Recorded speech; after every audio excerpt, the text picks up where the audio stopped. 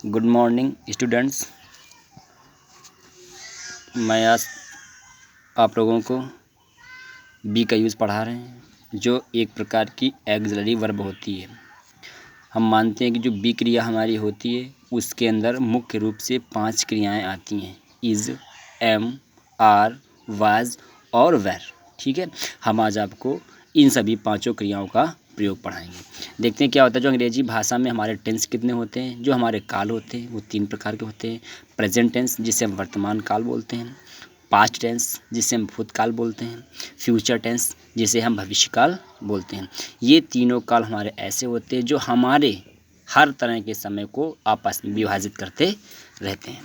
देखिए, बी क्रिया के विभिन्न रूप होते हैं। जो बी हमारी होती है उसमें इज़, एम, आर भी होता है, वाज और वेर भी होता है, और इसी के साथ जब हम फ्यूचर टेंस के लिए इसको प्रोवाइड करते हैं, आगे बढ़ाते हैं, तो उसमें विल और शैल के साथ हम इसी बी क्रिया का प्रयोग कर देते हैं। इनका प्रयोग हम केवल सामान्य टेंस में करते हैं। जो प्रेजेंट टेंस होता है, इज़, एम, आर का प्रयोग हम प्रेजेंट टेंस में करते हैं। क्या होता है कि जिन वाक्यों में है, हूँ, हैं आदि शब्दों का प्रयोग होता है, हम वहाँ पर इज़, एम, आर का प्रयोग करते हैं।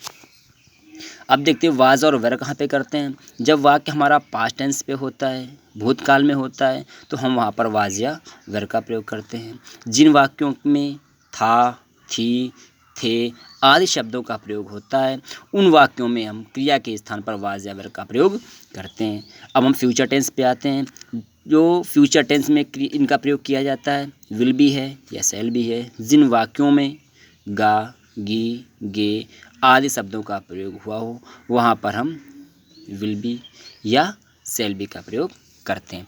अब क्या होता है कि जो उपर्युक्त शब्द आपने पढ़े हैं, है, हूँ, हैं, था, थी, थे, गा, गी, गे आदि शब्द हमेशा वाक्य के अंत में लिखे होते हैं। जैसे लिखा है तुम बुद्धिमान हो, यहाँ पर जो हो शब्द आ रहा है, इससे हमें ये पता चल रहा है कि वाक्य हमारा प्रेजेंट टेंस में है। अब देखते हैं कि हम इनका प्रयोग कैसे करते। बच्चों, इज़ का प्रयोग ही, सी, इट तथा एक वचन संज्ञाओं के साथ किया जाता है।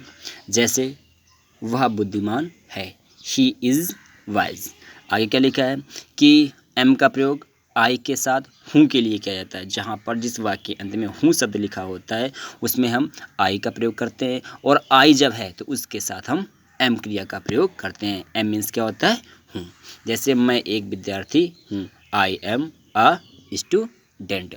इसके बाद देखते हैं आर का प्रयोग यू, वी, दे तथा बहुवचन कर्ताओं के साथ आर का प्रयोग किया जाता है। जैसे तुम दुखी हो, यू आर सैड।